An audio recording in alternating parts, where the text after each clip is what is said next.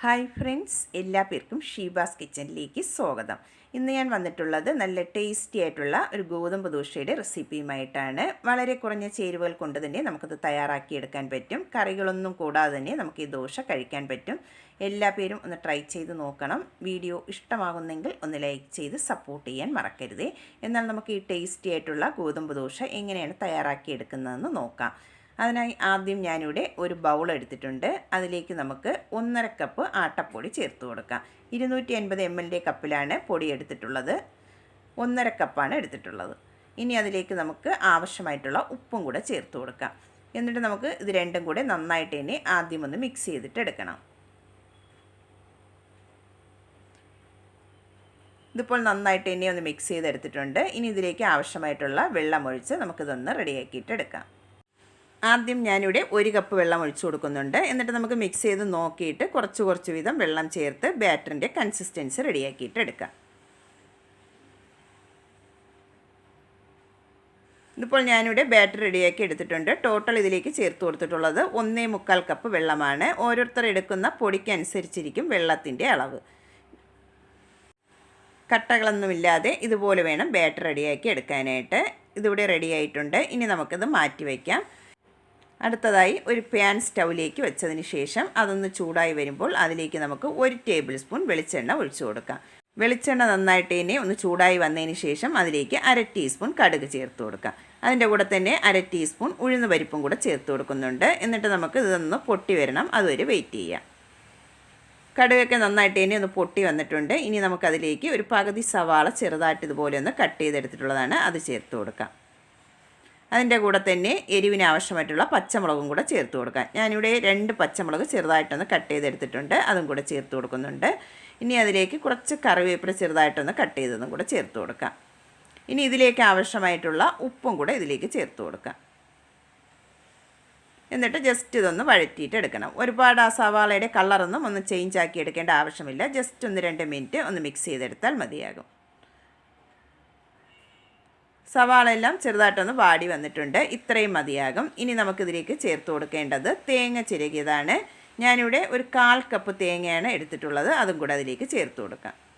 എന്നിട്ട് തേങ്ങയും കൂടെ ഒന്ന് ചൂടായി വരുന്നതുവരെ നമുക്കിതൊന്ന് മിക്സ് ചെയ്തിട്ട് എടുക്കാം.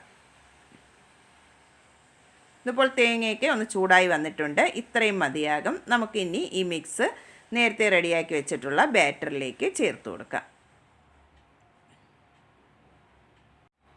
ആ ചൂടോടുകൂടി തന്നെ നമുക്ക് ഈ ബാറ്ററിലേക്ക് ചേർത്ത് കൊടുക്കാം. എല്ലാം ചേർത്ത് കൊടുത്തതിന് ശേഷം നമുക്ക് നന്നായിട്ട് ഇനി ഇതൊന്ന് മിക്സ് ചെയ്തിട്ട് എടുക്കണം. ഇതിപ്പോൾ നന്നായിട്ട് ഇനി ഒന്ന് മിക്സ് ചെയ്ത് എടുത്തിട്ടുണ്ട്. ഇനി നമുക്ക് ലാസ്റ്റ് ഇതിലേക്ക് കുറച്ച് മല്ലിയില കട്ട് ചെയ്തതും കൂടെ ചേർത്ത് കൊടുക്കാം. കയ്യിലുണ്ടെങ്കിൽ ചേർത്ത് കൊടുത്താൽ മതിയാകും. ചേർത്ത് കൊടുത്തില്ലെങ്കിൽ നല്ല ടേസ്റ്റാണ്. ഞാനിവിടെ കുറച്ച് മല്ലിയിലയും കൂടെ ചെറുതായിട്ടൊന്ന് കട്ട് ചെയ്തത് ചേർത്ത് കൊടുക്കുന്നുണ്ട്. എന്നിട്ട് ഒന്നും കൂടെ നന്നായിട്ട് ഇനി മിക്സ് ചെയ്തിട്ട് എടുക്കണം. ഇതിപ്പോൾ നന്നായിട്ട് ഇനി മിക്സ് ചെയ്തെടുത്തിട്ടുണ്ട്. ഈ കൺസിസ്റ്റൻസിയിൽ വേണം മാവൊന്ന് റെഡിയാക്കി എടുക്കാനായിട്ട്. ഇനി നമുക്ക് ഉടനെ തന്നെ ഇത് ചുട്ടെടുക്കാവുന്നതാണ്.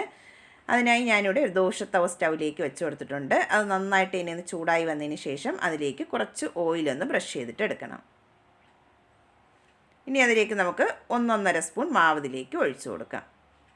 നിങ്ങൾക്ക് എത്രയാണോ വലിപ്പം വേണ്ടത് അതനുസരിച്ച് മാവ് ഒഴിച്ചു കൊടുക്കാവുന്നതാണ്. ഞാനിവിടെ 1.5 സ്പൂൺ മാവാണ് ഒഴിച്ചു കൊടുത്തിട്ടുള്ളത്. എന്നിട്ട് നന്നായിട്ട് തന്നെ ഇത് തിന്നായിട്ട് വേണം ഒന്ന് പരത്തിയെടുക്കാനായിട്ട്. എത്രത്തോളം നമുക്ക് തിന്നായിട്ട് പരത്തിയെടുക്കാൻ പറ്റുമോ അത്രത്തോളം തിന്നായിട്ട് ഇതൊന്ന് പരത്തിയിട്ട് എടുക്കണം.